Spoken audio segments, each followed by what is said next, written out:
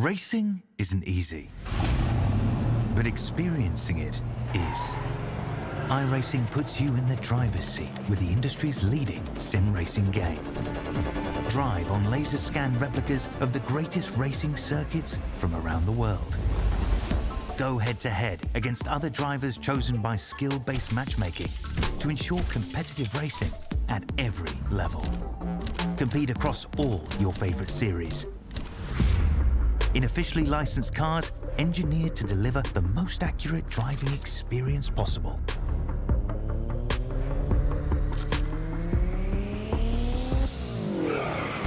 Join a race or host your own with players from across the globe.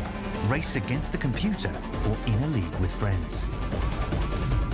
Feel the thrill behind the wheel. Visit iRacing.com.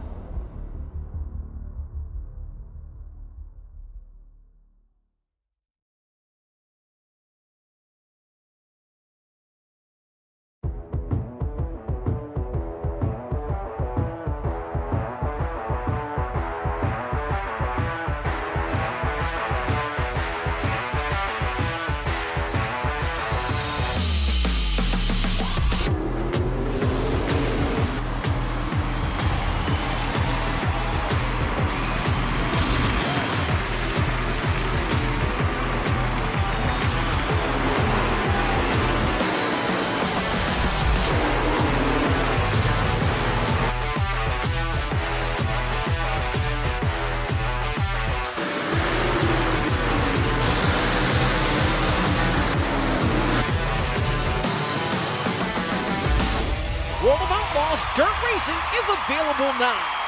Download your copy today.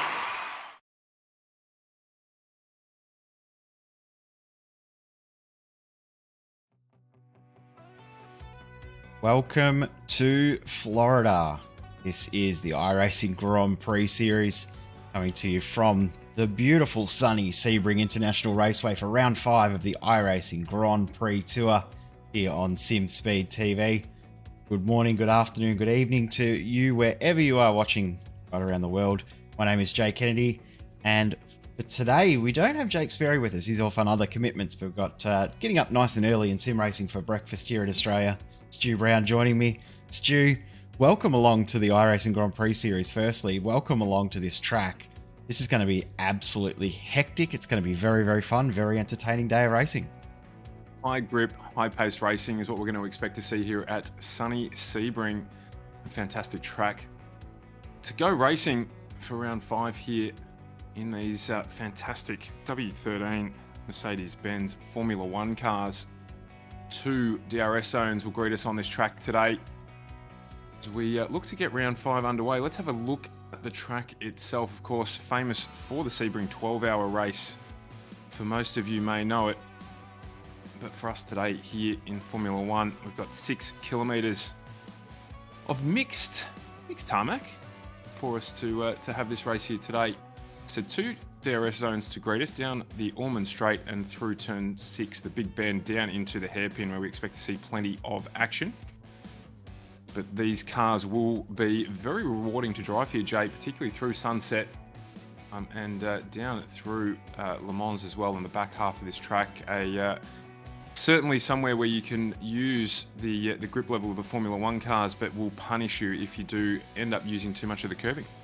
Yeah, I mean, this track probably doesn't feel like it's a high grip track, but when you compare it to last round at the Hockenheimring, where there was absolutely no grip for most of the drivers, it's going to be very, very grip heavy for our field in the track, in the race today. 17 turns, 6 kilometers in length, the track, and as you said, 2 DRS zones. First being the run in towards turn 2, or through the kink at turn 2 and into turn 3, the activation point, and then all the way through Big Bend, run up to the hairpin is DRS Zone 1. DRS Zone 2 is the activation point just through turn 14, and then out of Le Mans at turn 16 is the actual DRS zone. Before we get into today's racing action, we'll quickly look at the championship after the last round. As we said, we were at the beautiful Hockenheimring for last round, and Jordan Gronkowski still leads the championship over Anthony Cack, but Marcel Fassbender, James Dempster, and Tobias Saal bringing up the top 5. Still a lot to go in this championship, though. It's still very, very early with 23 rounds for these drivers and only 4 done so far. Today's racing, though, we know exactly what we've got in store for today. 52 laps of very, very entertaining action. Tyres not going to be as big of a factor as they were last week. Tyres should be able to last with just 1 stop, maybe 2 if some drivers aren't too happy about this track temperature. Yeah, just having a quick look at the track temperature early on. 42 degrees currently on track, and the mixed surface can make that a little bit more interesting as well. Of course, the track built on an old US Army base, for those of you who don't know. Now a permanent racing facility. So we'll see how that plays out with the tyres as well. So a few different strategies coming up here, depending on the compound choice for the drivers. Expecting only 1 stop today, but the requirement to use those 2 different compounds, looking like the medium might be the favour here. Jay talking earlier just with the hard compound potentially only for anyone who may need to do one of those longer runs, but the soft medium compound here probably going to be the choice. Yeah, I don't see too many that will go for the hard tyre, unless maybe you have an incident on lap 1 and have no real choice but to use the hard. Qualifying is now complete, and this is our starting grid. Andreas Henkel will start from pole with Emil Bernstoff in position number 2. Row 2 will be Jacob Reed and Julian Magnelon, with behind him Marcel Fassbender and Fabrice Bernier. On row 3, row 4 will be Anthony Catt and Kent Nielsen, with row 5 bringing up Lucas Akomsky and Marco Sanfilippo. Thomas Knoll, Northern Motta on row number 6. Row 7 will be Aston Chiapolone and Jason Green, the American side-by-side there, with Thomas Veek and Adam Webb on row number 8. Row 9 will be Jordan Gronkowski, championship leader, starting back in P number 17. Paul O'Regan alongside him. Danilo Sanfilippo did not get a qualifying time. It'll be interesting to watch him come through, with Brandon Powell and Darren Parker rounding out our 21 cars for today's Florida Grand Prix. This is going to be very, very fun. It's going to be a very interesting race. It's going to be a big challenge for these drivers, especially if the track gets even warmer throughout this race, and there is every chance that will happen. Yeah, absolutely. As well, passing opportunities at a premium here. So a start, very, very important. Qualifying, probably very important as well in relation to other weeks. So we'll see how the drivers can make do with the DRS zones. They will be very keenly watched as we see how these drivers manage to navigate this upcoming race. A couple of drivers left to get out on track for start of this Grand Prix. Thank you to everyone for joining us as we get ready to get underway. Barney is getting ready to wave the white flag, wave the green flag even. It's very early here for us, isn't it? As away we go, and a great start at the front there for Henkel and Bernstoff. We're already fanning out 3-4 wide into turn 1, but Henkel will hold on to the lead as Magnelon and Reed side by side. Looks like we're going to get through turn 1 okay. Yeah, good early start there for everyone, including us as well, Jay, as we make our way for the first time for the run down towards Tower. Everyone making their way through pretty neatly. Got a slow-moving car there on the inside as well, but the whole field looked to have made their way through as we head down towards the hairpin for the first time today. Jason Green looks like he's run into a little bit of trouble. Only one driver starting on the hard compound tyre, which is Adam Webb, who's decided to do something completely different. I guess when you're starting at the back of the field, you might as well try something different.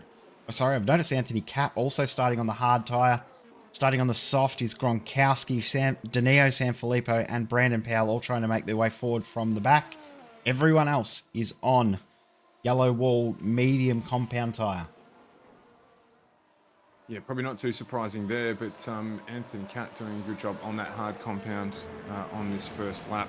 Of course, it's going to take a little bit longer to get up to temperature, that one, but Henkel in the lead in our first run down to the back straight, down the Ormond Straight towards Sunset.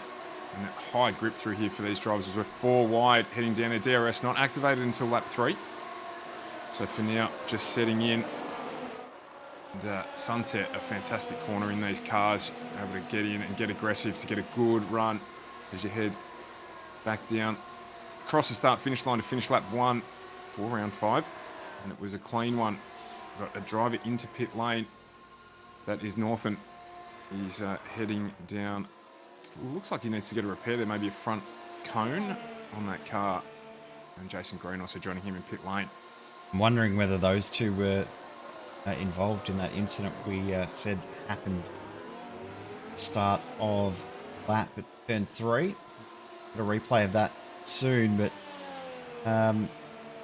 interesting as well. Marco Sanfilippo is out of the race as well, so we'll try and pick up what's happened to both of those guys in just a moment. But Bernstoff trying to hunt down car of Julian Magdalon at the moment. Current gap around about 0.8 of a second, so next time by be close enough to potentially run with DRS. Yeah, activate that DRS and get that happening for him. Such a fantastic part of this circuit. A circuit with great character as well, like they all are. It's got its own unique traits, surface changes, but also just particularly down to Sunset, the bumps on the run into Sunset can upset these cars a little bit, so you've just got to be aware of where you position the car on the way through turn 17. As Lucas Akmonski looks like he's ready to make a move, just drops off the screen there a little bit, but jump on board with him now as he makes the run down towards turn 1, one of the most famous turns in motorsport. Nice and close to the wall. You've got to get in towards under that cone there. And he just had to roll out ever so slightly out of that one as they head down towards 2 and 3. This complex important, the exit particularly out of turn 4 and 5 to make sure you get a good run down. With DRS enabled now, he will have that active. You can see the 4 green lights on the dashboard, just down there on the steering wheel, I should say. So he did have it active there, just not quite able to do a lot with it yet. But well positioned to maybe make a move out of P10 on Gronkowski, who interestingly as well, up 8 spots, Jordan Gronkowski, from his start. So he's had a lightning first 3 laps. Using that soft compound tyre to his advantage now. It's 2 separate incidents at the start of the race at turn 3. We'll bring them up now. But the car of Northern Modder first involved here. See, he comes through here and there's a little bit of contact with the green car. That's a Komsky. Just a slight little bit of contact there and into the wall. That's why he ended up out of the race. And then there's contact there with Sanfilippo. Get a better look at that soon, but that's where Green and Sanfilippo both have retired the race, and Green is back into the pits again for another time. Yeah, that McLaren looking a lot more like a Formula V, as we would know it in Australia, than a Formula 1 car. So just a little bit aggressive on the throttle there, and just looked like the back of that kicked out and knocked that nose cone off. So unfortunate there, innocent bystander for Sanfilippo. Green here, a little. Oh, Sanfilippo. Oh, so his brother actually was there blocking the track. So there must have been something else happen there at the same time. But yeah, Green in trouble. Marco Sanfilippo out of the race, and Danilo Sanfilippo with some dramas as well. There you go. Unfolds the start of this race. Just keeping an eye on Anthony Catt as well as the driver on that hard compound tyre. He is doing reasonably well to maintain the pace ahead of the Gronkowski car on soft compound tyres. So not holding them up, which is good to see for him in that strategy play of running that hard tyre. Gronkowski won't want to get held up too much. You want to make sure he uses the soft tyre to his advantage as much as he can here. Drivers have to run 2 different compounds across this race, so he needs to make hay while the sun shines on that soft compound tyre. Before he has to pit using DRS, but no real advantage there with Catt having DRS in front. Oh, he goes to look down into Sunset and get close here. There's contact. There's contact and a nose cone gone. So Catt there on that hard compound tyre, going around the outside, and there was contact, unfortunately, so that is going to be an early stop. Gronkowski may have got away with that and potentially Cat as well, but Gronkowski looks like his car may be okay. That could have been heartbreaking for him in regards to the championship as well if there was damage to the car. They have both got away with that okay as DRS is open again and the run down through Big Bend. I think you've called it there. The cone did disappear there, but it's popped back on the car, so just a benefit of sim racing. So he's got away with it there and got the move done. So he'll now be looking to press ahead on that soft compound tyre. He's in 8th, up 9 spots. Another one as well, Darren Parker on the medium compound tyre, up 9 spots, currently into P12. Anthony Katz dropped in behind him after that. A little bit of contact there through Sunset. I like the front is getting quite heated here between Henkel, Bernstoff and Magnelon. They're almost looking like they're trying to work together a little bit just to break that next group. They don't want to make a move on each other. They don't want to force a mistake out of each other because that will hold them up and allow Marcel Fassbender, who is in the background there, catch up. He's about 2.5 seconds back. He's got Fabrice Bernier just behind. And Jacob Reed not far away as well as Gronkowski just gets past another car. That's Kent Nielsen who he's got past now. So Gronkowski starting way back in the field. He's already up into position number 7. That is a gain of 10 positions from race start. Yeah, and using the DRS really effectively there on the run down into Sunset and getting that move done relatively easily. That extra grip offered by those soft compound tyres showing its advantage there as he makes his way for the run down towards Big Bend, our second DRS zone. I think Kent Nielsen's going to be in the draft to be able to activate DRS. Probably too far back to make any mention of it on the short run here down towards the hairpin. Not much point either, considering he's just been passed by a guy on the softer compound tyre, the faster tyre at this point. Of course, while we say it's the faster tyre at this point, that will reverse and come back. You can also see the lights flashing on the back of the car. That means that the battery is regenerating.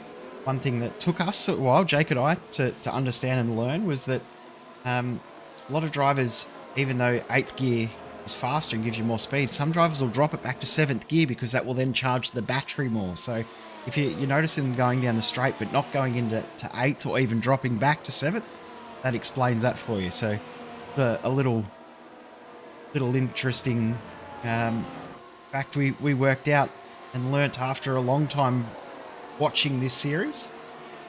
Battle for 4th is getting quite heated here. Jacob Reed closed right up to Fabrice Bernier, and Marcel Fassbender is doing a good job of defending the position despite having 2 drivers with DRS behind him very, very close. Yeah, and Thomas Knoll just got past Komsky as well to move up into P9. So still changes throughout the back, that DRS just playing its advantage down through into Sunset as well. So it looks like that's the place to get moves done here at Sebring tonight. I'll say you're doing a very, very good job with these names that you haven't heard and said for months on end like Jake and I have. And even then I still struggle, but Jake seems to do all right.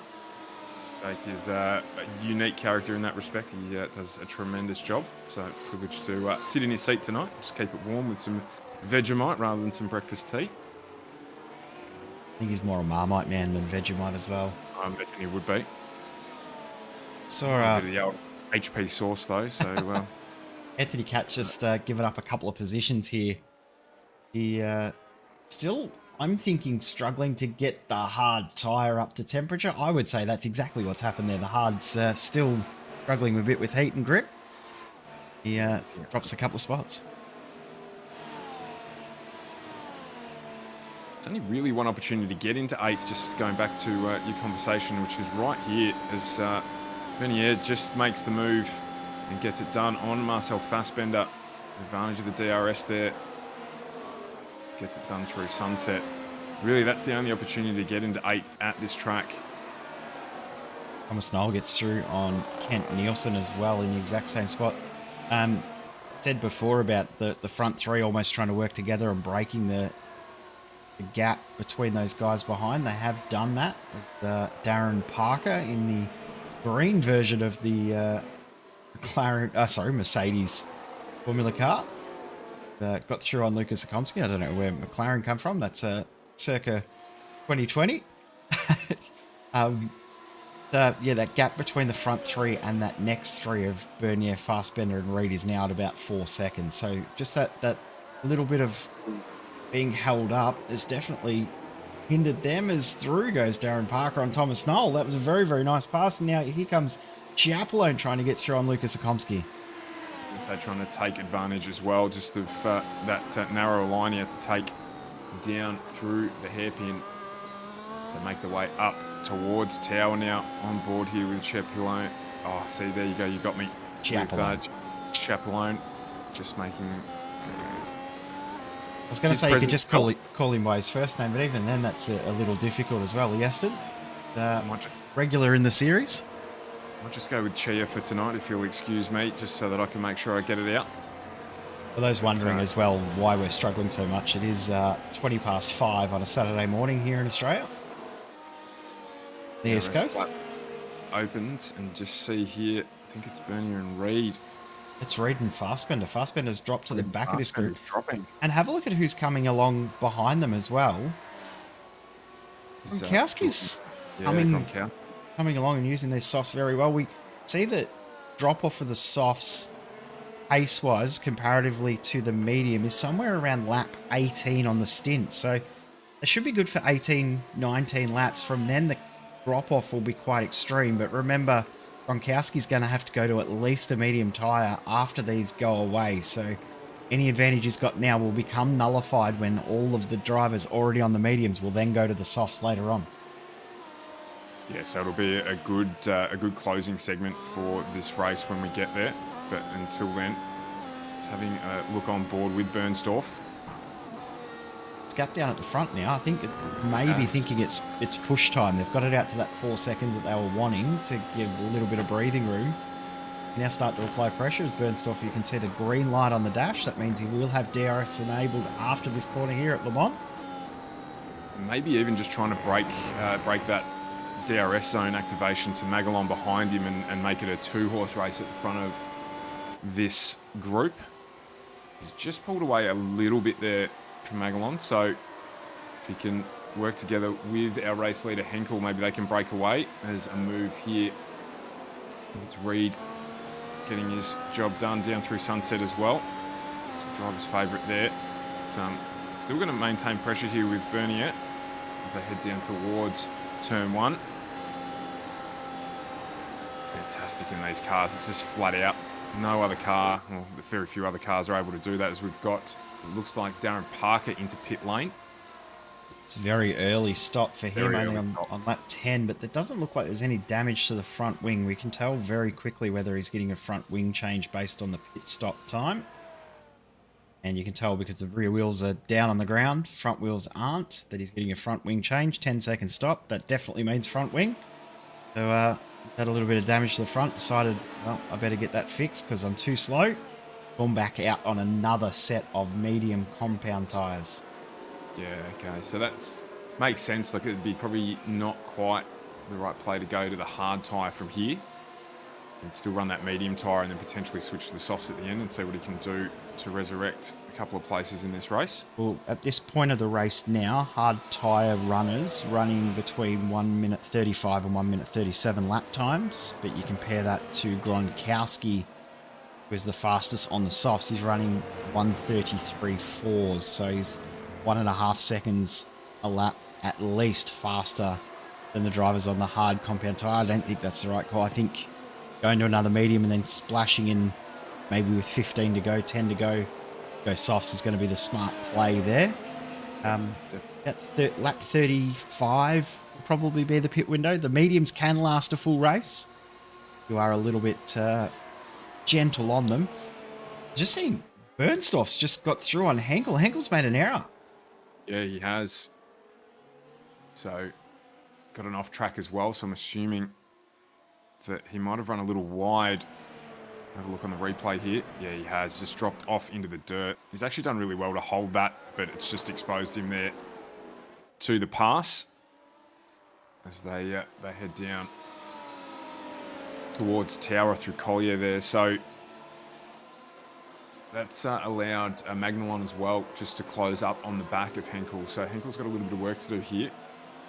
Just having a look to the front runners on the medium compound tyre keeping pace as well with Gronkowski on the soft. So not penalising them too much yet either. And of course, that drop-off that you mentioned, on its way for Gronkowski in a few laps' time. So whilst he's made 10 positions, the leaders here, with that working together that they've been doing, have managed to maintain good pace.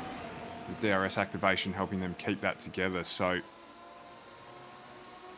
just see them off in the background there as Gronkowski just comes around at the back of that grouping. Yeah, Sanfilippo's just lost 2 spots as well on the soft. He's just been passed by soft runner Brandon Powell and Anthony Caddis. Thomas Knoll is off the circuit at the exit of Le Mans. This lap's just had a bit of everything. We've gone from 8 laps of not having too much happen to everything happening. Well, and it's interesting. I was thinking, what's going on with the track temp? The track temp's actually dropped. It's 41 degrees now, only a degree cooler than when we started the race. So nothing to do with that, but probably just getting caught out on some wearing tyres as Sanfilippo heads into pit lane on those soft tyres that he's on. Yes, he is coming in front wing. I think those curbs that we see, especially through that mid section, turn 13, 14, they are very, very harsh on the car. But just quickly see what happened to Thomas Knoll here, because he was looking rather strong leading this group. But yeah, he's just completely missed the apex there at Le Mans and nowhere to go but off the circuit. Yeah, just too narrow on the way in and pushed him wide at the apex. So again, a good save, but loses the place in the process. This is what happened to Danilo Sanfilippo. So, series champion of the iRacing Grand Prix series. He just wondering if the tyres, he's got the tyres too highly pressured and they've just started to really struggle at this point, because that's an uncharacteristic mistake. Yeah, just stepped out on him a little bit there, didn't it? So not wanting to be compliant. And need to thank series driver, not able to compete tonight, but Walter Lux has sent me some info around tyre life and his tyre data. I hope he doesn't mind me. The cutoff and the swap over between pace that he was doing in testing was closer to 25 laps on the soft. So 25 laps on the soft is about the crossover point between the soft and the medium. But other drivers were saying around 15 to 18. So I'm not sure who's right and who's wrong, but I thank all the drivers who do feed us with information, because as someone that doesn't drive too much anymore, and even when I did, I wasn't very good, appreciate all of these top level drivers sending us bits of information. Even if they're wrong information, it's still cool to have. Absolutely, any information is better than no information. Better pretend I look like I know what I'm doing, even if the info's wrong. Magalon's just dropped off the back of that lead pack there as well. Yep. He's even Henkel's dropped off a little as well. He's out to 0.8 of a second, which is the biggest gap we've seen all race. He's brought it a little bit back there, but I'm going to try and maintain that DRS. Still within that second, so they're okay. See the lap open. Yeah, as you said too, the track is definitely cooling off. I mean, we did start the race at 3:30 in the afternoon, and current time is just gone 4 p.m. in sim time. Very, very strong winds out there as well, which could be the reason why we've seen more errors than we may have expected as well. I hadn't actually noticed that until just then. 20 km/h winds, that's fairly strong northerly winds. Yeah, absolutely. So that'll be affecting brake markers and the like. Actually a tailwind into Le Mans, which probably explains that incident we saw for Thomas Knoll before. Henkel there just sticks the nose out just to see if maybe he might be able to get it done down into hairpin, but not having it this lap. Maybe set himself up for a run into sunset. As we have a look out the back of Bernsdorf, our race leader. So still well within that zone. There's 3. Doing well. It's 5 seconds now out to P4. That's a big gap to make up in these cars, particularly with all our front 6 drivers running on that medium compound tyre. So there's no variety there at all to see what might play. Just a matter of getting through here. So head down. Ullman. DRS flap open once again for both Henkel and Magalon. Is he going to be able to have a look down into Sunset? He's closing. And we've got a move potentially around the outside. Hard to pull off. He's going to try and switch back. Is he? Yeah, he is, and he gets the run down here. So Bernsdorf's got the better line here, but Henkel's going to be able to carry a little bit more pace. How is this going to play out? High grip corner. And he's going to have to comply and pull back in. So Henkel not able to pull that off. Bernsdorf maintains the lead of this race through 15 laps here at Sebring. And that's allowed Magalon just to close up ever so slightly as well on the back of these front three. First time as well that the secondary group was faster than this lead group. So that little bit of... I wouldn't say it was an error from Bernsdorf to allow Henkel to potentially have a move, but just not quite as well an execution of Le Mans to give the run to Henkel down Gilman Straight was enough to allow that second group to now start to close the gap down slightly. Not much, but anything is much better than nothing, and they will start to close that gap down over the stint here, you would feel, as these guys at the front now start to battle and battle a bit harder. Bernsdorf, Henkel, and Magnelon leading the race and have been the lead group since the drop of the green flag. Reid, Bernier and Fassbender starting to close on, and Gronkowski is now within DRS range of Marcel Fassbender. There he is there, 0.8 of a second back. So for the first time in a long time, Gronkowski will have DRS available and potentially could get himself up the front of this fourth place battle, as Andreas Henkel's got through. Come from nowhere. Yeah, he's just got it done down in the Sunset. So got a better run out of Le Mans. So the exit there was good. Just moving around on the track here to try and help avoid, of course, the DRS not available there to Henkel as well. So to Bernsdorf as well, apologies. So he gets, a double run as Henkel runs wide. As we go to the replay. Henkel runs wide through turn one, but he gets the double penalty here. Henkel does Bernsdorf because he's got no DRS available to him. As they make the run down the front straight, but yeah, it was through into turn one. He's just run wide on the grass there, so misjudged it. Managed to hold it together, Henkel, but Bernsdorf not able to get back underneath him. Such was the advantage. So Henkel resumes the lead of this race. Kowski's thought the cutoff was about to come, where the medium was then better than the soft, and maybe was worried that he was going to get held up and couldn't get through on that group that he was in. Now put himself back out in clean air on the medium compound tyre with a pit stop, 4.5 second stop at average. Clean air, probably more important than new tyres for Gronkowski right now. They're those shiny new tyres on the 15 of Gronkowski, so he will be trying to make hay while he can. Again, just moving out of the way with that DRS zone. 1 games have started in this group now. 100%. You can see that group in the background, as you called earlier, just slightly closing in as well. As mentioned before, Bernier and Reid setting identical lap times last lap around. So nothing between them. Fassbender able to close up a little bit as well. But having said that, this lap he's just dropped outside the DRS activation. There's a move around the outside here. Omsky through on Chiapolone, and Chiapolone not able to get the move back through, or is he? He's going to throw it up the inside at turn 1. And we'll get the spot here, you'd think. Good respect shown as well, giving each other plenty of room. Yeah, still side by Omsky holds side. the spot. Holds it, yeah. The chair there putting the pressure on.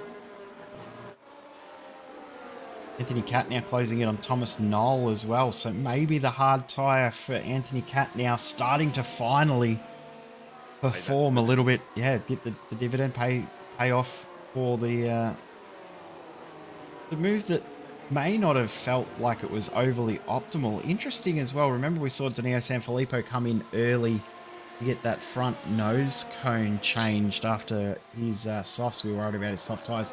He's come back out on the hard compound tyre. That is not something we expected any driver to potentially do, is go to a hard tyre unless they had an incident on lap 1. But he had his on lap 10 and still went to the hard as a Komsky into the wall. That's race done for him. Yeah, gone. Just rotated around there. I think he might have grabbed the dirt and it's just spun him off onto the inside. We'll have a look at a replay in a moment as we're just having a look here back at the race lead. Henkel's just opening up a gap now. He's almost broken that DRS barrier, but Bernsdorf and Magalon's still there as we bring up a replay. Yeah, exactly as you said too. Just oh no, no grass. Oh, he didn't grab it. I thought he might have done it on the entrance. Just got a little bit aggressive on the throttle there and rotated it around. That corner does drop off. It's actually banked, or not banked, but it cambers to the outside of the road. So if you're not too careful, you can grab that and end up off the track, as we saw there. So race leaders make their way down through hairpin. Have a little bit of a look further back. Fassbender through on Jacob Reed. So Reed was leading this group 1.5 laps ago. He's now at the rear of the group. And Fabrice Bernier is pulled 1.4 seconds. That's enough. And no DRS for Marcel Fassbender. So Fabrice Bernier now breaking away as Fassbender. He's struggling with these rears. Yeah, he's got a little bit of a wiggle on there, and that has allowed Reed to smell blood in the water as well. He'll get the benefit of DRS as we head around towards the Ullman Straight. He just needs to maintain that gap there, and then it could be that Fassbender is going to be subject to a challenge through Sunset. You know what, they were two very, very good saves because he could have very easily put that in the wall or put that into another car. Yeah, absolutely. Just got a little wiggle here. Yeah, there it is there. Two did really, really well. So yeah, headed through Collier and down towards Tower. Top 6 currently separated by only 8 seconds, 8.5 seconds. A bit of a gap back to Kent Nielsen, but then from there, the field is very, very close still. This is 9th, 10th and 11th, still separated by not much. Anthony Catt, Thomas Knoll and Brandon Powell all together in this group. Good drive back from Anthony Catt. That was a good pickup on that hard tyre. So he's now only 2 down on where he qualified after early incident. But putting something together here.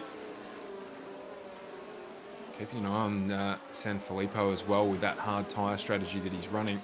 He is closing in on Northern. Gap there down to about a second, so he's going to get some DRS shortly. Almost be better off working together, wouldn't they? They've got a fair old gap to Darren Parker in 15th of around about 15 seconds or so. So definitely could have a look. Now this is huge. Sorry to cut you off there. Have a look on the dash for Emil Bernstorff. No green lights. DRS. So he is now really subject to Magalon, who did have DRS and is still on the back of the number 1 of Emil Bernstorff. Oh, is he just... Oh, Henkel's just made a huge mistake. Yeah. After 19 laps, finally broke the DRS, and within 1 corner, he's given it back and lost the lead of the race. And Emil Bernstorff will be thinking, how did that happen? Because he would have been stressing about no more DRS. And now all of a sudden, he's back in the lead. Unbelievable that just after getting that done, he's managed to get back into the lead. It was just a little wiggle. Again, rear tyres out of Sunset for Henkel. And that's all it needed to lose that momentum. Look here at the replay. See, it breaks the back here. It's another great save, to be brutally honest. Wow. But it's just lost all the momentum. I think 95% of the drivers on iRacing, that ends up in the wall. Oh, absolutely. This is another pass here. Anthony Catt and Powell. Brandon Powell and Thomas Knoll, I think. Oh, actually, sorry, yeah. Powell got through on Knoll, but he's got no momentum out of hairpin, and Thomas Veek gets through. So Powell goes from taking the position to losing 2 within 1 straight. It's probably be a little bit upset about how that's played out, but how it happens in these races sometimes. We're approaching the end of 20 laps. Been plenty of action. We've seen 3 retirements from this race. Lucas Komsky had an incident at turn 13 at Tower Turn, and Jason Green and Marco Sanfilippo both got involved in an incident on lap 1.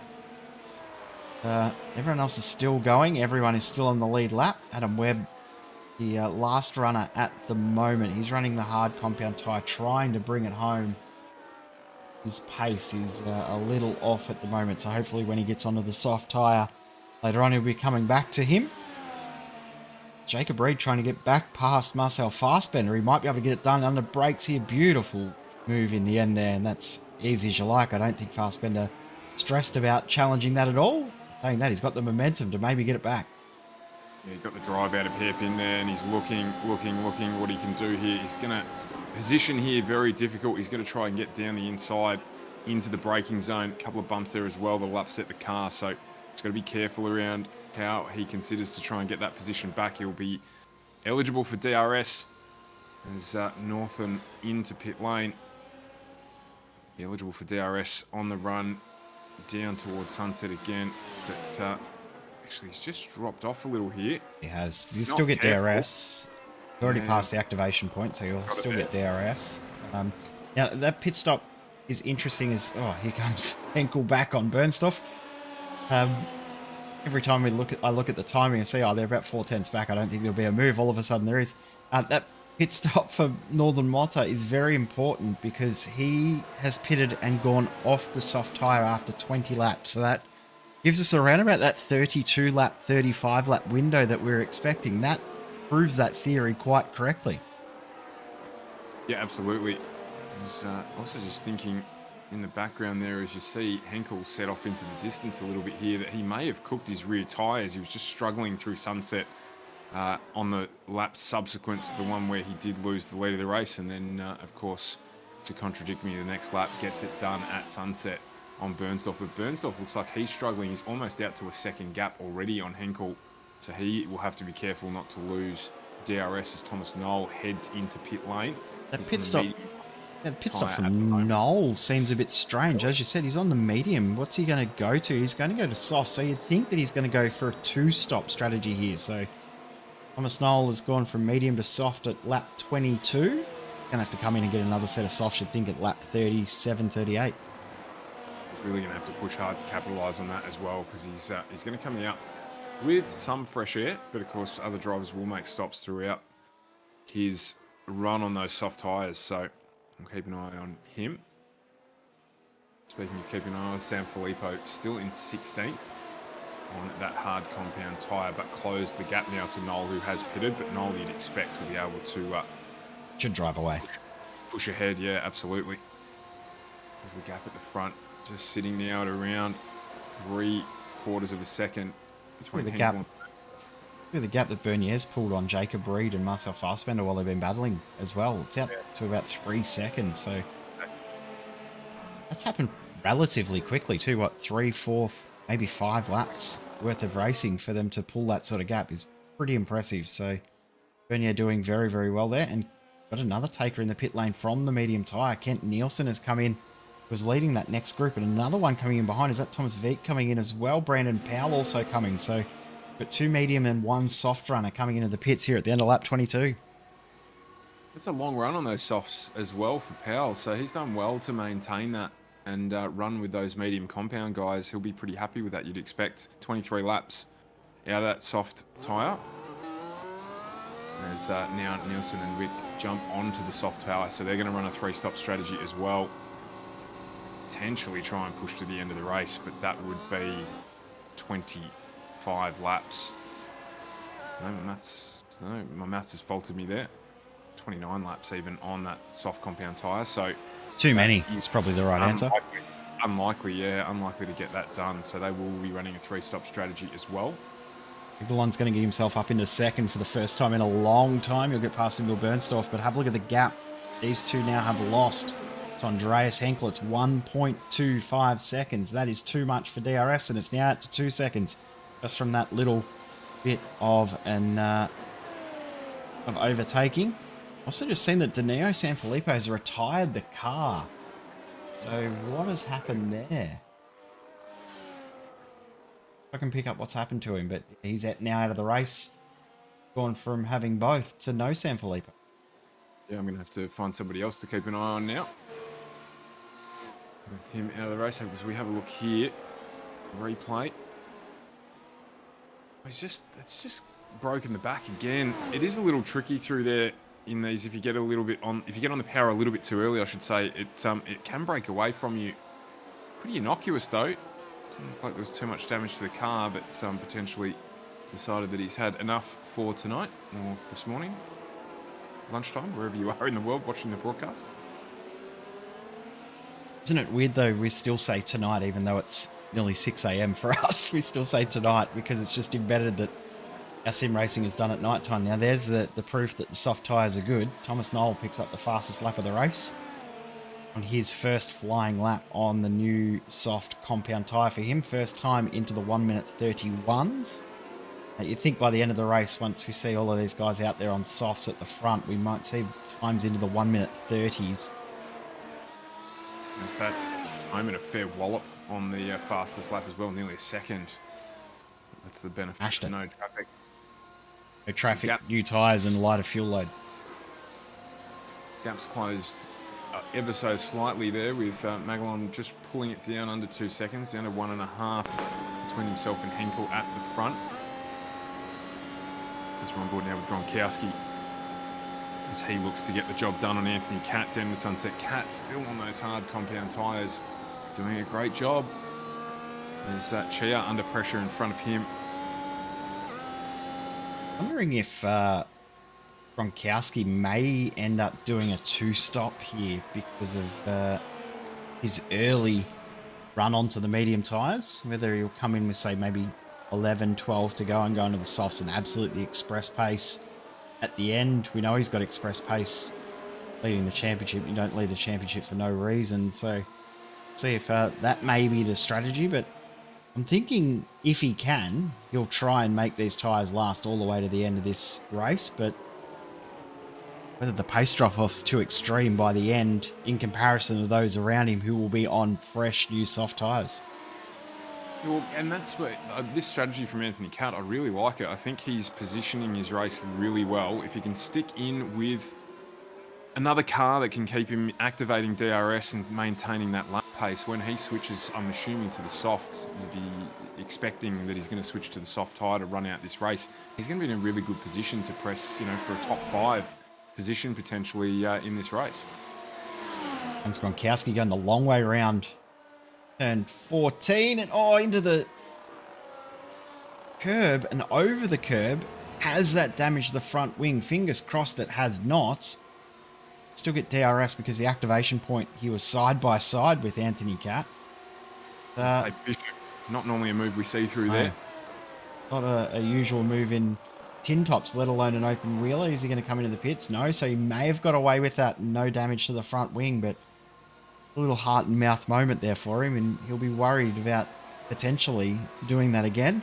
It shows as well that Anthony Catt can now hold his own with these hard tyres, not just giving up positions like he was early on in the race. He would have been really content just to give that spot away at the start of the day. Absolutely, and Chip Lyon will be absolutely thanking the battle that happened there, because that has removed DRS from the arsenal of Anthony Catt. So he'll have to work hard now to get that activation back so he can maintain touch with Chia currently in P7. So he's just managed to pull it back in now. So we'll be wanting to hold that before they get down to Ullman.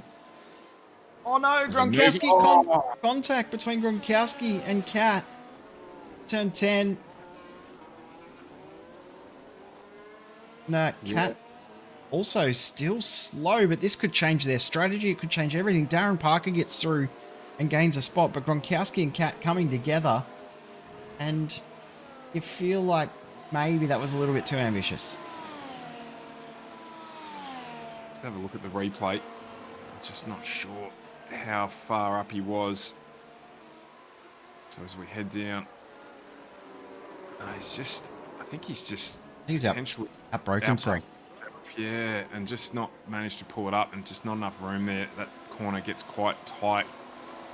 Almost as if he was hoping that Anthony Catt would see him make that error and just open the wheel a little bit to avoid contact, and by the time he's realised, he's already there. So And the difficulty for Cat is if he had have done that, he would have run off onto that outside, the dirt on the outside of that corner, potentially damaged his front wing. So difficult. So they've got a little bit of work to do again now. It hasn't cost Cat too much. He's down into P10, so if he's got no damage, potentially still able to execute on his strategy. Gronkowski P9 and Parker the beneficiary there. He's up into P8, 13 spots for Darren Parker on medium compound tyre too. And he's already pitted. Yeah, so he's running a slightly different strategy to everyone else, but it's paying off at the moment. 13 spots. End of lap. End of lap 9, I should say. Magnelon's just lost another spot there. That's back to Emil Bernstoff, who's back through. But have a look at the gap that these guys have lost now to the lead of Henkel. It's out to 2.6 seconds. Anthony Catt is in more trouble. He's in the wall. He might be day done. He's bounced back to pit lane. That's disappointing for him. It was a good race that he was running. The other thing we might need to watch here as well, kind of not quite always as accurate as it could be, but I'm showing 20 off tracks for Magalon. Have a look at the replay here for Anthony Catt. And yeah, just the rear again on him. And that would have damaged the floor in that car as well, heading over that curb. It's unfortunate for him because, as you said, that strategy was really starting to work out in his favour. But unfortunately, that incident with Gronkowski started a chain reaction of events that have not gone in his favour. Jacob Reed did lose a spot to Marcel Fassbender on that previous lap, as well as we said as well, Magnelon has let Bernstoff through, and he's also made an error as well. So lost a fair bit of time, or has he run out of battery? Car in front used all of his, that car being Bernstoff. See here, he just loses a lot of time at the exit of this corner.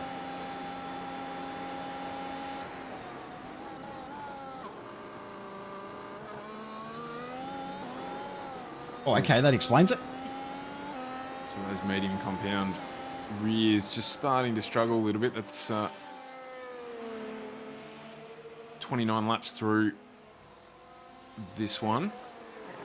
As our race leader, Andreas Henkel, is checked out at the front. So he is just happy trundling around at the moment. 2.5 seconds to the good over Bernsdorf and Magalon. This battle at the front is this one between Fassbender and Reed, who have been separated by no more than a second the entire race, but haven't got anyone around them anymore. I just noticed too, Henkel a little slow as he gets past the car of Adam Webb, who's still yet to pit on his hard tyres. And I don't know if you're seeing it on your end. I'm seeing everyone has lost a lot of time on this lap already. So everyone at the front, that is. So are we at the point now where the mediums are starting to struggle as well? 29 laps. Hot track conditions, in saying that they are cooling quite quickly. Now down to, we were at 45, 46 degrees during qualifying, and now down to 38 degrees Celsius. That's just still over 100 for those running in Imperial, in Fahrenheit. Yeah, well, I'm wondering whether, is that tyre related or is it something else related? But you can see Fassbender now within 2 seconds. That was 3 seconds only a lap ago. Yeah. I'm just keeping an eye as well on the Darren Parker, Jordan Gronkowski battle. It's under half a second too, so Gronkowski looking to do something there as Bernier is into pit lane. Going to be 23 laps on softs from here, so that's going to be a bit of a battle. It's a challenge. We've seen it done. Maybe the cooling track temps will help him there. Keep an eye on that one. Of course, he's going to get an advantage now out of pit lane. So having a look at the battle for 7th. Gronkowski not able to get it done through sunset, but did close the gap even further on the back of Darren Parker. See there, Bernier's just come out not too far ahead of this battle as well. So obviously probably would break away on the new soft tyres, but he had maybe waited one more lap. He could have ended up right in the middle of this group, so he's timed that quite well. Yeah, absolutely he has. So he's got 25 seconds up the road to Jacob Reed. Reed yet to stop as well. So Bernier actually our leading driver, having completed one stop. Fastest car on track at the moment is Kent Nielsen, who pitted 7 laps ago, but we're expecting potentially he will do a 2-stop strategy. We'll see if that is the case, as Darren Parker has a big late lunge on Chiappellone, and maybe we'll get it done. Both have a huge slide at a turn 10. Coming up to Tower Turn, and Gronkowski says, I'll come through as well. Chiappellone loses 2 at once, as at the front of the field, here we go. Andreas Henkel in the pits from the lead. It's a great move there from Gronkowski as well. Fassbender in as well. So that's put Bernsdorf into the lead of this race with Magalong and Reed. So we're all within DRS as well, Magalong. So what's he going to do here? Is he going to decide that it's a good idea just to jog on the spot? He's shown that been his MO pretty much all race. So is he using these opportunities to save that dash of fuel so he can push it 110% after the pit stops? I'm thinking that's probably what he's going to do. As Henkel comes out, the lead car to have pitted. Bernier, it's in effective second for now, and Fassbender behind him, 3.5 seconds back. Although Reagan just gets through on Thomas Knoll. No, Knoll gets the spot back. Gets it back straight away, so... And just dropped off a little bit there as well, Reagan, so maybe a little aggressive on the throttle after that.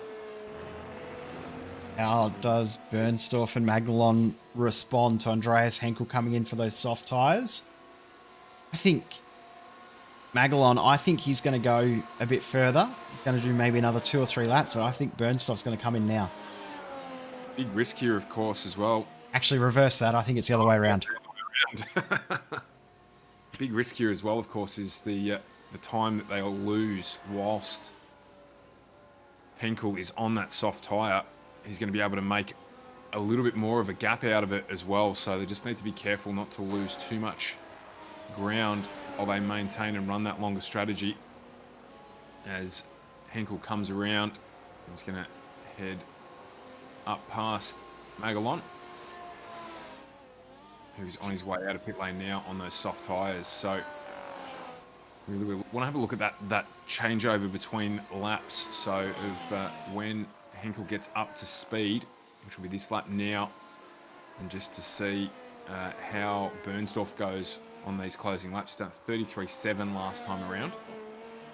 Yeah, that's a Bernier who just did his first flying lap, setting the fastest lap of the race of a 31.7. See, Andreas Henkel is setting personal best sectors all the way through his lap so far. So we'll probably see Henkel maybe do the fastest lap of the race on this lap.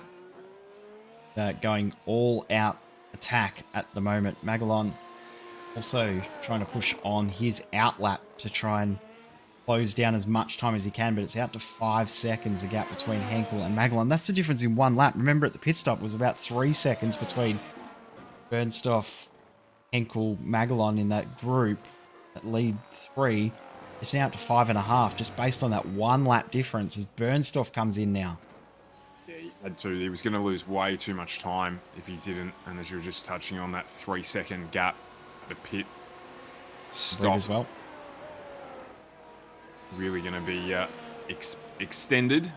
As you can see here, Henkel on pit straight, and Bernsdorf just getting the tyres done, and he's just on his way out. So that gap is going to balloon now with Henkel in the lead of this race. So 5-second gap to Magalon, who's picked up a spot. So Fassbender does the fastest lap of the race. Yeah, 1:30.9, impressive. Pit lane is lighting up as well. Gronkowski back in for his second stop, no surprise with that. Chiappellone in for his first. O'Regan coming in now as well. So 1 driver left to make their pit stop. 1 driver that has not made a pit stop yet. That is Adam Webb, who is still out there on the hard tyre, but I think he's going to make a very big push on the softs right at the end. But he unfortunately hasn't had things go his way. I guess the positive is at the moment, sure he's a lap down, but he's still in his starting position. So if he can gain some spots at the end after making his pit stop, it won't be to waste. Fabrice Bernier has been the biggest winner out of the pit stop phase. He's closed that gap down to Emil Bernstorff, 3 laps newer soft tyres, but you would expect that Bernstorff now, the former race leader, will probably start to break away and close that gap down to Magalon. But Magalon will be one to watch as well, because remember, we thought, well, I thought he may have been saving a dash of fuel so he could push extra hard on this final phase. So he might be one to watch as we get close to the end of the race. The other interesting thing, of course, is that Bernier on warm soft tyres already with DRS activation available. So Bernstorff potentially is going to be under threat here as they head down towards turn 7 to the hairpin. If he's able to use that DRS, Bernier could try and make up a position here as Marcel Fassbender does the fastest lap of the race. So he's got a couple of seconds to close up to Bernier and Bernstorff for the battle for P3. 7/10 on that previous lap though, so he is gaining time and gaining it pretty quick. Back-to-back fastest laps of the race for him. Magalon did his fastest lap. Henkel has done his fastest lap as well. Bernstorff is on his first flying lap and setting purple sectors, as is Marcel Fassbender once again. So Fassbender still has time in the bank to push on. So don't discount Marcel Fassbender from getting himself into what is now a podium battle between Bernstorff and Bernier. Yeah, absolutely. It's a little stable at the front between Henkel and Magalon, so they're just going to keep doing what they're doing. But this battle here will help them. You'll see DRS activation here for Bernier. Can he do anything with it down into sunset? And there goes that wing. One of the best things they've ever done, I reckon, in Formula 1 is to introduce that to the racing. It's just not going to enable him to close up quite enough. Looking for Bernstorff maybe to make a little bit of a mistake there, but now that rubber warming up for Bernstorff, so he comes across the line to complete his first flying lap, a 1:31.1, but Bernier with a 30.9, his fastest lap of the race. Fassbender just there as well. Jacob Reed taking out the fastest lap of the race so far overall with a 30.89, or 88 as you can see on the screen there. Great lap from Reed. Absolutely. Times will just get quicker over the next few laps. We've got 18 laps to go, 17 and a half odd laps to go. Been a really interesting race, and there's plenty still to come, you think. There's nothing settled. Back on your point about DRS being the best thing that's ever happened in Formula racing, I agree 100%. To the point now that even if the cars didn't need it, they would still keep it because it's been so entertaining. And races like last week in the real world at Baku proved how good that feature has been. I mean, some tracks it doesn't really do too much, but other tracks it is absolutely brilliant. Yeah, absolutely. I think the only team that would disagree with that is probably McLaren at the moment, who seem to go slower when they open that flap. But other than them... Or Aston when that doesn't even work. So, but yeah, no, definitely one of the best features. And you can see it here in the racing, that advantage that you gain just from maintaining that 1 second gap and getting DRS activation versus what can happen. You can really blow your race out if you don't get it. But you've got to work with the other drivers to maybe close that gap up to get up to the front of the field. And, you know, talking about that, Bernier is just dropping off a little bit here. And I think that's probably more that Bernstorff's tyres have come up to temperature. And so he's able to get that car around the track. The other part... So than dropping off. Sorry to cut you off there. The other part of that is maybe Bernier's used all of his battery as well and doesn't have any battery to push on with, and now using a couple of laps to rebuild the battery power back up in his car before he has another little push. Absolutely. The ERS, the kinetic battery within the car that charges it. You see the LED lights in the rear wing there. They are flashing. That is the battery regenerating. Bernier may have used all of that battery. Now, within us saying that he dropped off, he's now closed the gap back down again. One driver that has been very, very good at seeming to still have power and still have things left at the end has been Fassbender. He's just taking tenths and taking tenths and taking tenths. He's not making huge inroads at the moment, but you can see that gap every time you look at it. It's dropped a tenth.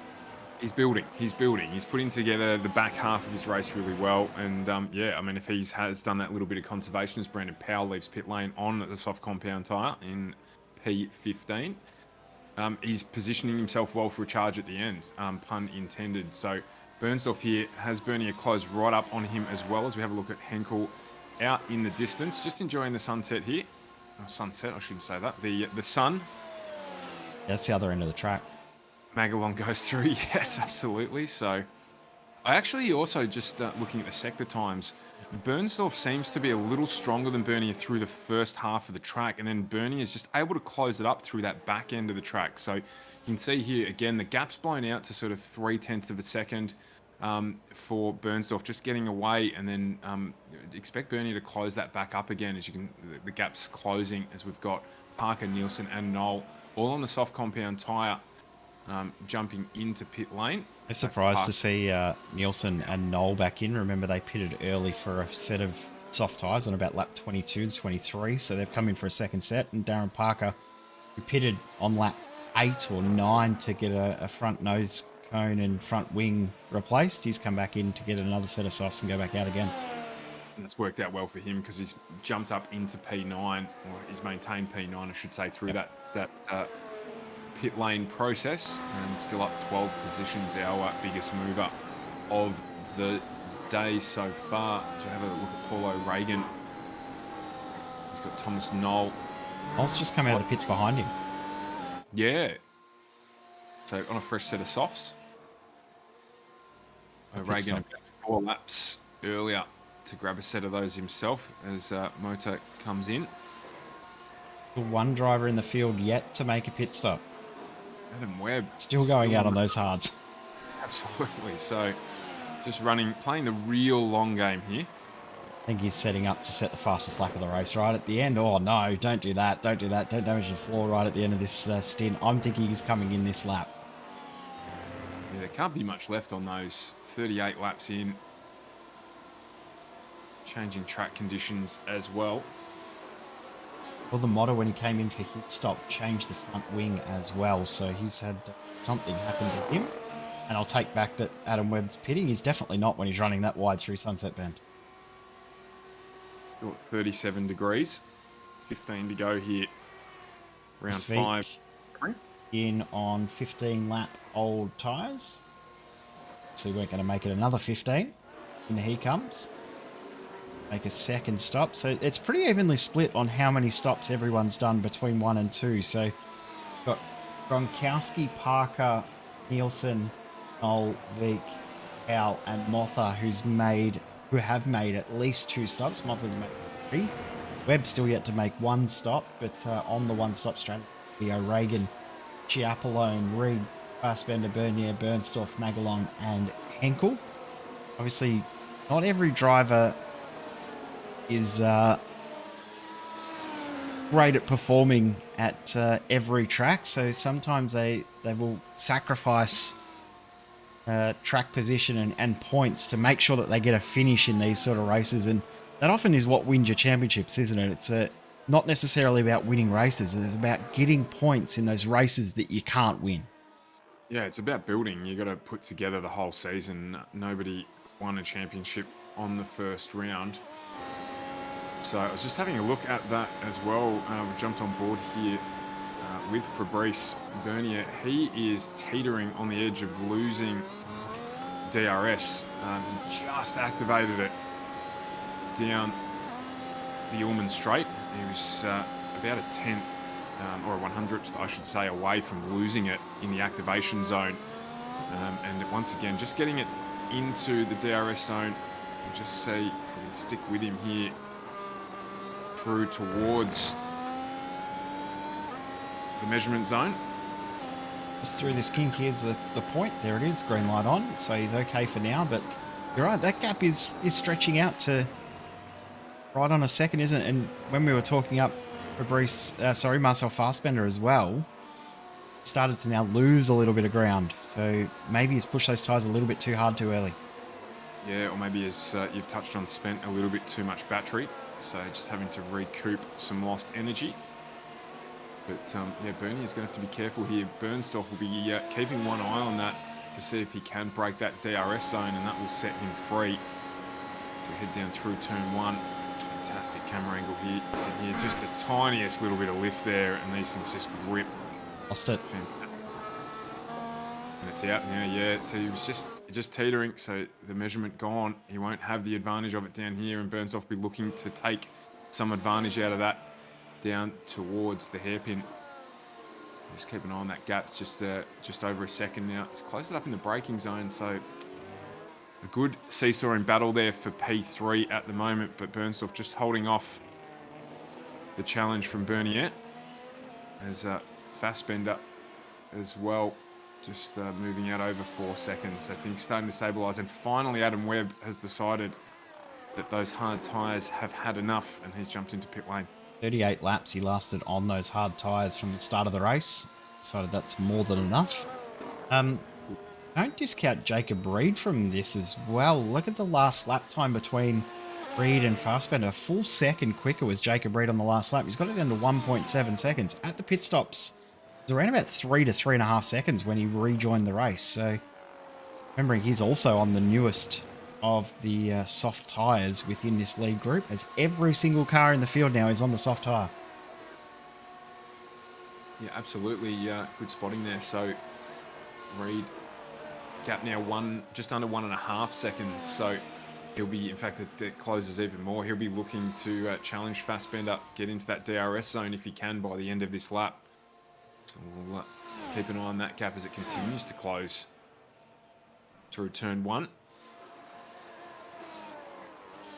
Again, we're wondering, maybe speculating Fassbender is just going to just miss out potentially on registering for DRS. Oh no, it's just missed out on just getting there. You can see there no light on the dashboard, so he just missed the activation. I think it just dropped under a second just outside of that measurement zone.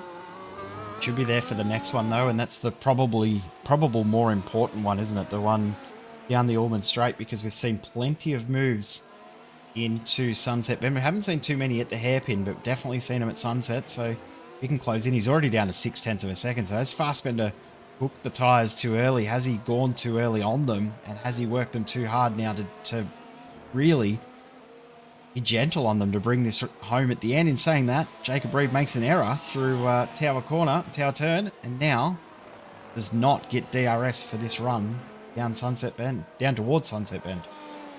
Kicking himself too, because he might have to spend a little bit of battery here just to maintain or close that gap down. The run out of turn 5 through Big Bend down towards the hairpin, probably just not quite long enough to maximize the DRS benefit there unless you're really close. So Sunset and the pace through that final turn allows you to sort of maintain that gap or exercise the DRS a little better than the run out of 5 through 6 Big Bend down into hairpin. So it's at 1.2 now. If you can get that closed up, he would benefit from it, obviously. Have to be good. As we get to the measurement zone, he's not going to get it done. He's going to have to keep working this lap to see what he can do. He's just missed it again as well. He's frustrated. This is where he's looked strong though, isn't it? Through this section here, the run out of the hairpin and the run up to Tower Turn has been where he's looked strong, but Tower Turn was his bogey corner last lap. Lead it this time and gets DRS for the next run down the Allman Straight. We'll jump on board and let's watch these green lights. Make sure that he doesn't have any wheel spin coming through Tower. Looks a bit better. Yeah, he's going to get it done. Light will tick on the dash there and he'll be happy. I think as well, I think Fassbender might have just overstretched the rear tyres on his car. You can just see through the high grip corners there that require that sort of punch out of the corner is really where Fassbender lost the time to Reed. And there goes that flap, opens up, and Reed's going to be going to be looking for a move here down into Sunset. Flap closes, just thinks he's probably not far enough up to have a look down the inside there. So he might try and set himself up for next time around as we tick over 10 to go here. Round 5 Formula A racing on iRacing. Thanks for joining us this morning on SimSpeed, wherever you are across the globe. Shout out again to the drivers who support this series and the iRacing open wheel community in general for supporting the series and the broadcast, and thanks to them within that send us all the information to help us cover these races. Here comes Jacob Reed having a little look, not quite close enough, but he's used that DRS to his advantage to close that gap down to nothing. Yeah, Fassbender getting defensive there as well. Almost making a mistake, getting a little bit of the dirt there on the entry into hairpin. But this has been the area where we've seen Reed be strongest. So he just needs to maintain the gap here, and he will set himself up for a run into sunset, you'd feel. Has Marcel Fassbender been saving some battery and conserving some tyre, knowing that there's going to be an attack coming from Jacob Reed in the next little bit as well? So while we know that Reed's coming and has got pace, has Fassbender got anything left in the car, in the tyre, in the battery? Hold on to the spot as a little wiggle from Jacob Reed as he puts the power down, and he won't be able to close the gap down this time. No, just not able to. You can see the effect of the DRS there, though, getting right up onto the back, but just not far enough. He needs to be alongside, and by the time you see those cones appear on the outside of the screen as we're looking at it there, if he's going to have a run through sunset, he'll have to work on it again. He's still got 9 to go, so he can be a little patient. I think the challenge to get up into P4 probably gone now with a 5-second gap to Bernier. Everyone on the soft compound tyre now. The youngest set of soft tyres belonging to Darren Parker currently sitting in P8. Bring up a replay here of that little wiggle. Good catch too, wasn't it? Didn't look like much from the onboard, but it was very aggressive from the external shots. Now, we've been talking up, watching Adam Webb, how good he could potentially turn this strategy into after coming in for those soft tyres finally. Fortunately, it's been the other. Had an incident and he's retired the car, so Adam Webb is out of the race and he will finish in position number 16. And let's go on and watched it. It's an incident that we've seen from a couple of drivers in today's race at a corner that you don't normally see too much happen. Turn 10, gone straight ahead and bang into the wall. Yeah, wow, that is an interesting incident there. So you don't see it as we've got here. Reed puts the move on Fassbender and gets it done before he even gets to sunset. So got the exit right out of Le Mans and managed to get that move done. So that's been coming. Jacob Reed now up into P5 with the fastest lap of the race to his name as well. Now, I mean, has he got enough time? Has he been held up a little bit, maybe focused too much on trying to get past Bernier? Essentially, this is Thomas Knoll getting through here on Paul O'Regan. Just as we've been talking about, haven't seen any DRS passes in the run up to the hairpin. There's one. Supporting us, doing our work well. And thank Thomas Knoll for that support as he gets the job done. Thanks for proving us wrong. Now, something else that we need to go back and have a look at. So there's Andreas Henkel still leading the race. We had the gap for about 4 seconds or so. That's a bit of a wiggle from him, but Magalon didn't gain too much time on the previous lap, but he has been gaining time and taking little chunks out. It's down to 2.3 seconds.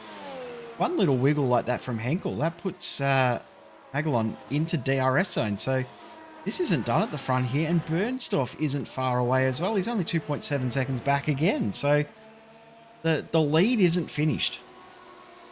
No, absolutely not. And Fabrice Bernier, I was just going to say, in the background there, you'll see Jacob Reed into the picture. He has closed that gap down already, down to under 4 seconds between them. It was 5.3 seconds when Reed made the move past Fassbender. So potentially a distraction of trying to position himself to make that move past Fassbender, costing him some time that he now won't have to sacrifice. So we'll keep an eye on both these battles. You're spot on as well, Jay. Henkel now 2 seconds only up the road to Magalon. So he's closed the gap again on that last lap by 0.3 of a second. So the race is on at the front of this field. Maybe Henkel's spending a little bit too much of that soft tyre, but also Bernstorff entering into the argument now as well.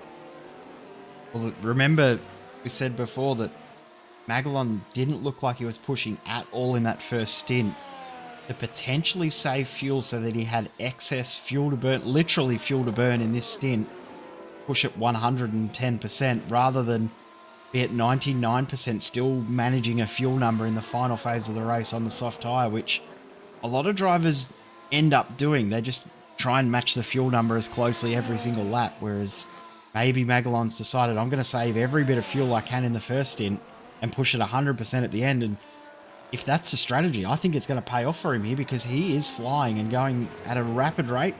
Hasn't gained any time on this lap, because I think Henkel has realised that might be what's going on behind him. And to make this even more interesting, Brendan Powell has been inserted into this battle at the top, lap down. He is in the mix here as well. Getting DRS from Magellan every lap. But interestingly enough, it will mean as well, of course, that Bernsdorf will get DRS as well. He'll get it sooner, won't he?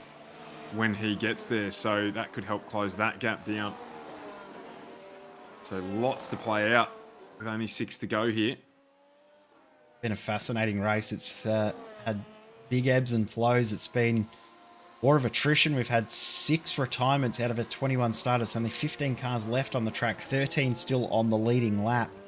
Cal and Motha both have gone a lap down. Both have had to make multiple pit stops in this race due to issues as well. So not due to pace, it's purely due to incidents for them to be so far back. But front of the field, top 3 within 5 seconds, and the gap between first and third is closing. Obviously, in saying that, first and second and third are closing as well. This is going to come right down to that final lap.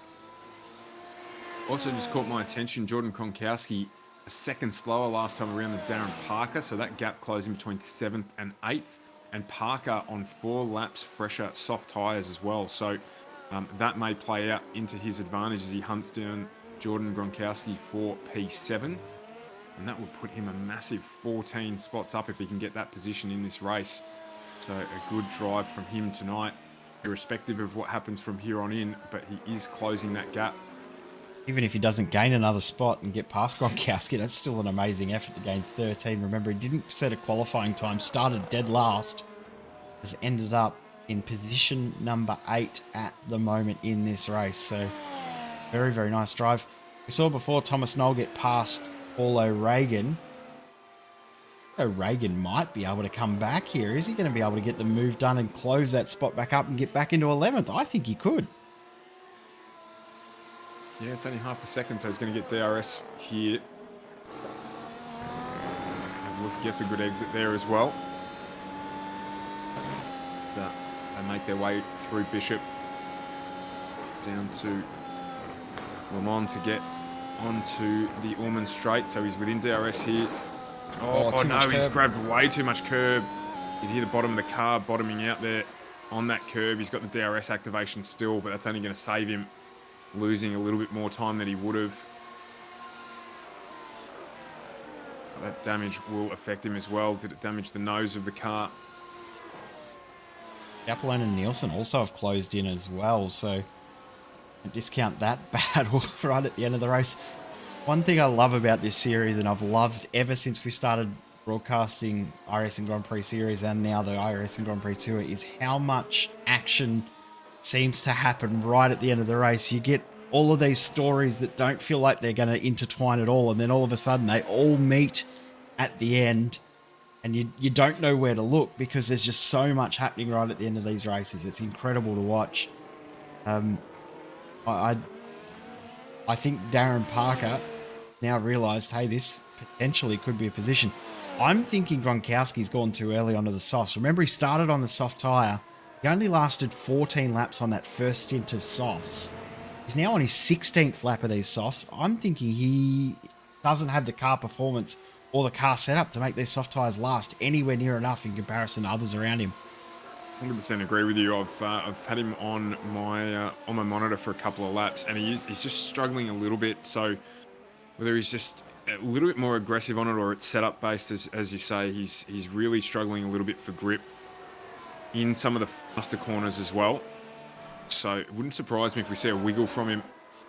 And Nielsen through. Stage. Yeah, through there as well. Lane might come back through on Nielsen here. Geez, that was close. And they can go the hard way. Canadian and the American going side by side through turn 1, and The Canadian holds out. Kent Nielsen will hold the spot from Yasin Chiapolone. He's going to get DRS here. So he might have a look down into hairpin. Oh, no, instead. Instead, that is race over. There is no rear wing on the back of that car. And Chiapolone is out of this race. Aaron Parker's got that gap back down again. We won't get to a replay at the moment because there's so much unfolding. At the front of the field, the gap is down to 1.6 seconds. So we will go to that once it gets down to 1 second, which you feel isn't far away. Aaron Parker is about to get the move done. Speaking of moves, here comes Jacob Reed and Fabrice Bernier side by side in the run into turn 3. That is not somewhere you see side by side action. Not at all. We did call it. We thought Reed was on the run, and he is. He saved and worked this race really well to be in a position with 3 laps to go to potentially move into P4. Darren Fassbender's made an error too. Yeah, he's dropped right off, hasn't he? Sort of running in a little bit of no man's land, though. So we have a look at a replay here. It's the rear on that car. Saved. Did well. Jumped on the brakes and got it pulled up. But Reed on Bernier. This is on down into Sunset. He's setting him up. He's got it done on Fassbender there. Can he get it done on Bernier at the same corner? Parker and Gronkowski as well still going, so keeping an eye on that in the background. But let's stay here with Reed. Gets a reasonably good exit. Bernier is going to move all over the track here to try and break the draft. The DRS advantage, you can just see it. He's walking up to the back of Bernier, so not able to get it done here, but he's done this before in terms of managing these laps. He knows what he's got to do this time around as we get to 2 to go here at Sebring. I believe the gap at the front here, 1.4 seconds.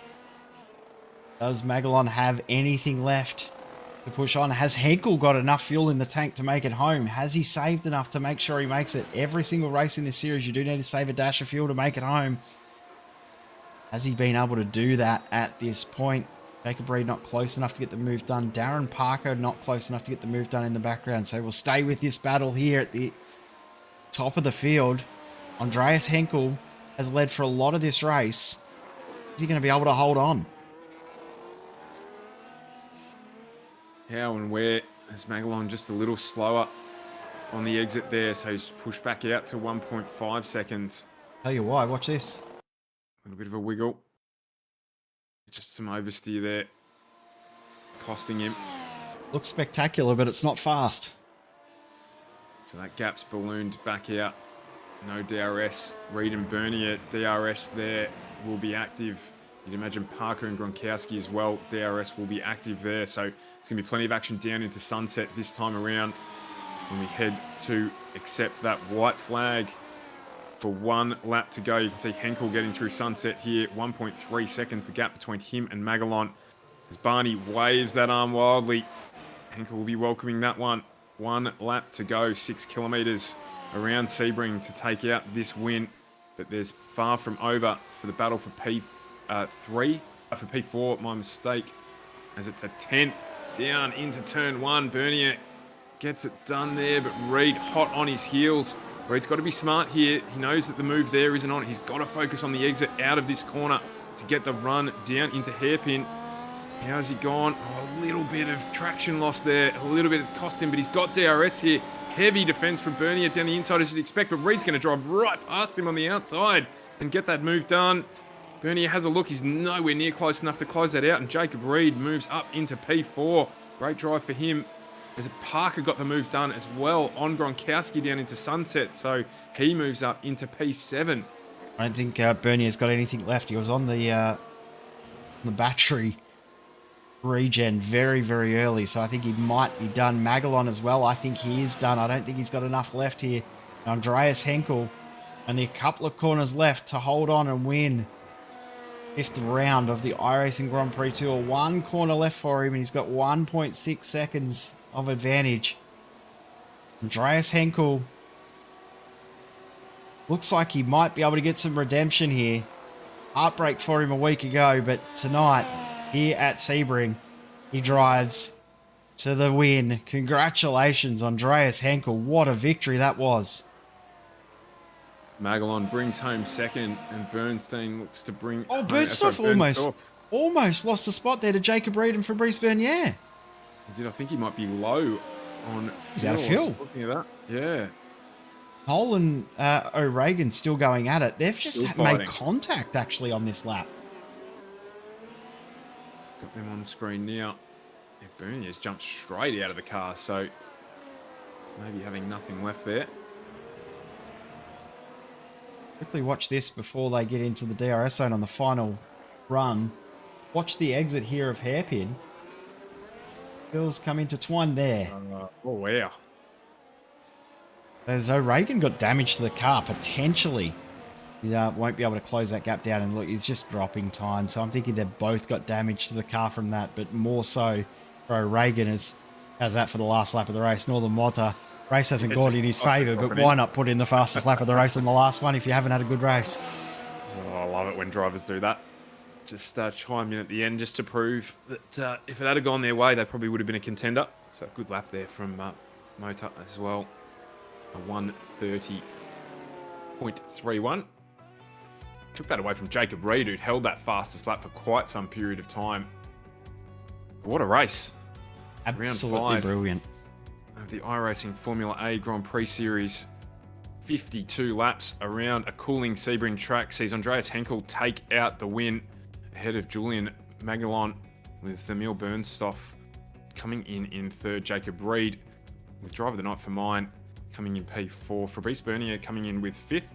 Marcel Fassbender in 6th, with Darren Parker in 7th. Jordan Gronkowski in 8th, with Kent Nielsen 9th, and Thomas Knoll rounding out our top 10. To the field, Paul O'Regan in 11th position, Thomas Veek in 12th, the last driver on the lead lap. Brandon Powell finishes 13th position, with Northern Motor stealing the fastest lap of the race on the last lap. Then tales of woe for everyone else: Chapelone, Webb, Cat, Sanfilippo, Danilo Sanfilippo, that is, Akomsky, Jason Reed, then but Marco Sanfilippo at the back. What a night of racing that was, and we can do it all again in 2 weeks' time. How good's that? Can't wait for the next round in this series. Get your breath, because we're heading to Imola. Imola is the next round in 2 weeks' time. Always a fantastic track in the real world. Always one of my favourites in the sim. Can't wait to get to Imola in 2 weeks' time. Yeah, what a great night of racing we've had.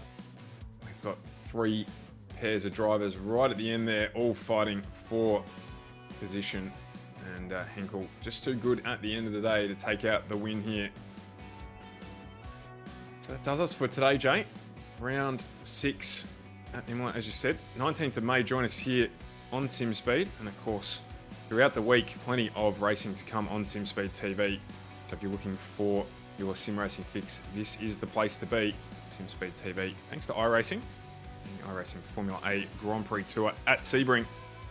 That's it for us. Yeah, big thanks again to the iRacing Open Wheel community for supporting the broadcast and for providing us info for the series. And if you are wanting to get involved, shoot us a message on our Facebook page for more information on how to get into the iRacing Open Wheel community Discord. Plenty of great chatter, plenty of support for each other, as in the drivers supporting each other and helping each other out. And big thank you to you, Stu, for jumping in at 5 o'clock in the morning on a Saturday morning. How was sim racing for breakfast for you? I loved it. Another series on SimSpeed that I probably knew too little about, given the broadcast time. Normally on the way to work or other things this time of a Saturday morning, but fantastic, and a pleasure to be able to fill a very big pair of shoes to join you on this one. But I fear next time around, be back to the usual commentary team here for the iRacing Formula 8 Grand Prix Tour. Yep. Jake Sperry, fingers crossed, should be back next week, or next round, I should say. Big thank you again to you, Stu, and big thank you to all the drivers as well for their support. We will see you in a week's time at Imola. Congratulations to Andreas Henkel, winner of round 5. Racing isn't easy, but experiencing it is. iRacing puts you in the driver's seat with the industry's leading sim racing game. Drive on laser scan replicas of the greatest racing circuits from around the world. Go head-to-head against other drivers chosen by skill-based matchmaking to ensure competitive racing at every level. Compete across all your favorite series. In officially licensed cars, engineered to deliver the most accurate driving experience possible.